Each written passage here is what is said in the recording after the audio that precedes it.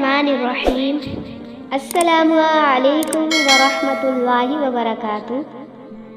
پیارے بچوں، نبی کریم صلی اللہ علیہ وسلم کی دعوت کے ابتدائی ایام ہی کی بات ہے کہ جماعت ازدی مکہ آیا۔ یہ یمن کا باشندہ تھا اور سارے عرب میں جنتر منتر یعنی جادو کے ذریعے علاج کے لیے مشہور تھا۔ جب اس نے سنا کہ محمد پر جنات کا اثر ہے تو اس نے قریش سے کہا کہ میں محمد کا علاج منتر سے کر سکتا ہوں۔ یہ نبی کریم صلی اللہ علیہ وسلم کی خدمت میں حاضر ہوا اور کہا، محمد آؤ میں تمہارا علاج کر دوں۔ مگر آپ صلی اللہ علیہ وسلم نے اس کی فضول بات کا جواب دینے کی بجائے یہ خطبہ پڑھنا شروع کر دیا۔ ان الحمد للہ نحمده ونستعینہ من يهده اللہ فلا مضل له ومن يضلله فلا هادی له وأشهد أن لا إله إلا الله وحده لا شريك له وأشهد أن محمدا عبده ورسوله، یعنی سب تعریفیں اللہ ہی کے واسطے ہیں۔ ہم اس کی نعمتوں کا شکر ادا کرتے ہیں اور ہر کام میں اس کی مدد چاہتے ہیں۔ اللہ جسے راہ دکھا دے اسے کوئی گمراہ نہیں کر سکتا، اور جسے وہی راستہ نہ دکھائے اس کی کوئی رہبری نہیں کر سکتا۔ میری گواہی یہ ہے کہ اللہ کے سوا کوئی سچا معبود نہیں، وہ یکتا ہے، اس کا کوئی شریک نہیں۔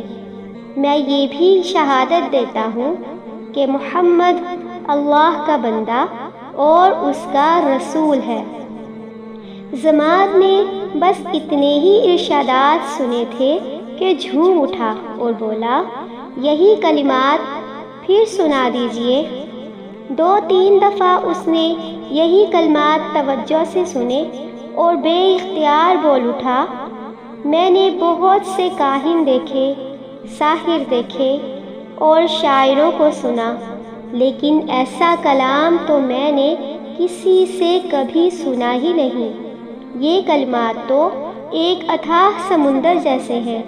اے محمد، اللہ کے لیے اپنا ہاتھ بڑھائیے تاکہ میں اس پر آپ کی بیعت کر لوں۔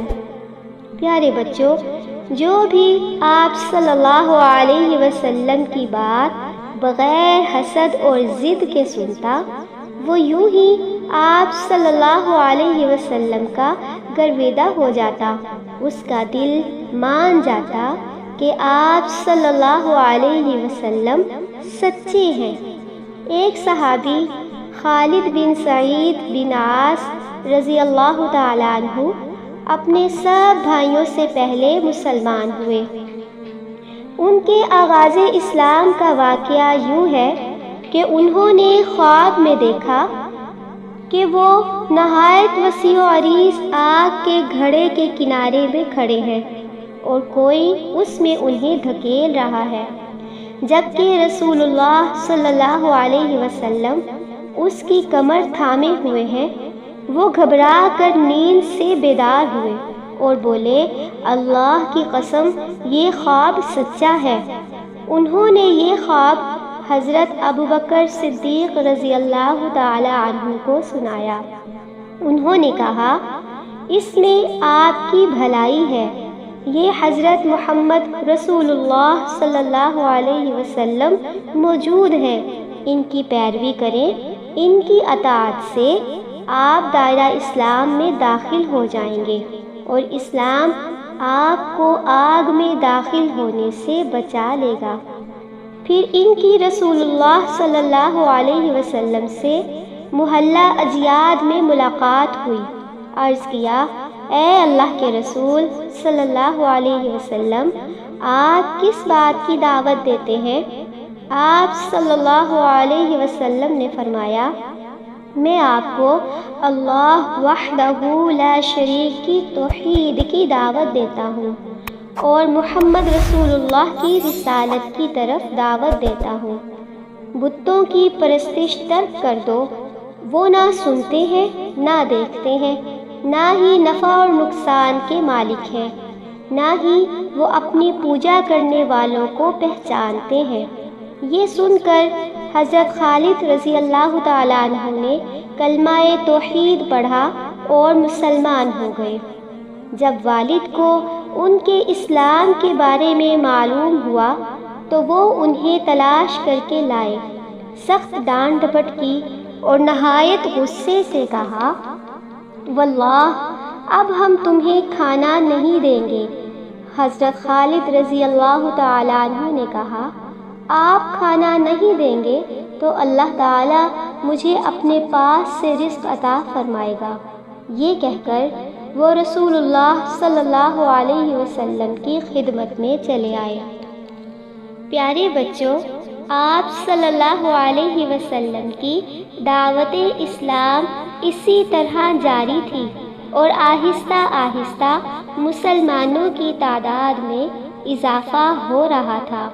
قریش اس صورتحال کو تشویش کی نظر سے دیکھ رہے تھے اور ابھی اس پر تھوڑا ہی عرصہ گزرا تھا کہ حج کا وقت آ گیا۔ اب انہیں حاجیوں کے بارے میں تشویش نے آ گھیرا، چنانچہ ان کی ایک جماعت ولید بن مغیرہ کے پاس آئی جو ان میں عمر رسیدہ اور مرتبے کا آدمی تھا۔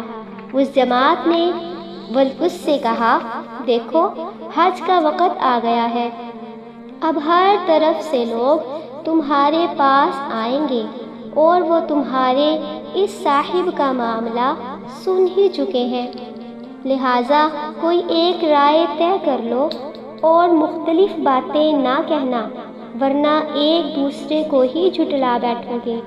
لوگوں نے کہا، آپ ہی کہیں اور ہمارے لیے کوئی رائے طے کر دیں۔ اس نے کہا، نہیں بلکہ تم لوگ کہو، میں سنوں گا۔ لوگوں نے کہا، اچھا تو ہم کہیں گے کہ وہ کاہن ہے۔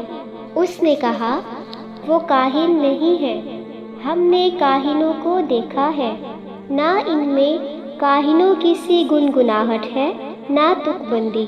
لوگوں نے کہا، تب ہم کہیں گے کہ وہ پاگل ہے۔ ولید بن مغیرہ نے کہا، وہ پاگل نہیں ہے، ہم پاگل پن کو پہچانتے ہیں، ان میں نہ پاگلوں کی سی گھٹن ہے، نہ الٹی سیدھی حرکتیں اور نہ بہکی بہکی باتیں ہیں۔ لوگوں نے کہا، تب ہم کہیں گے کہ وہ شاعر ہے۔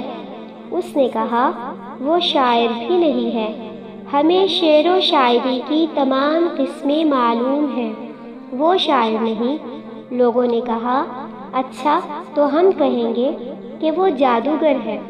اس نے کہا، وہ جادوگر بھی نہیں ہے، ہم نے جادو اور جادوگر سب دیکھے ہیں، ان میں نہ ان کی سی جھاڑ پھونک ہے اور نہ گرہ بندی۔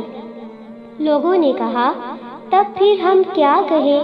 اس نے کہا، واللہ اس کی بات میں مٹھاس، رونق اور تازگی ہے، اس کی جڑ پائیدار ہے اور اس کی شاخ پھلدار ہے، تم جو کچھ بھی کہو واضح ہو جائے گا کہ وہ باطل ہے۔ ویسے زیادہ مناسب یہی ہے کہ جادوگر کہہ دو، کیونکہ اس کی بات میں ایسا جادو ہے جس کے ذریعے سے وہ باپ بیٹے میں، بھائی بھائی میں، میاں بیوی میں اور آدمی اور اس کے خاندان میں تفریقہ ڈال دیتا ہے۔ یہ بات طے کر کے لوگ وہاں سے اٹھے اور انہوں نے حج کے لیے آنے والوں کے راستے میں بیٹھنا شروع کر دیا۔ اب جو بھی ان کے پاس سے گزرتا اس سے آپ صلی اللہ علیہ وسلم کی بات ذکر کرتے اور انہیں ڈراتے۔ نتیجہ یہ ہوا کہ لوگوں نے آپ صلی اللہ علیہ وسلم کو دیکھے اور سننے سے پہلے ہی آپ صلی اللہ علیہ وسلم کا معاملہ جان لیا۔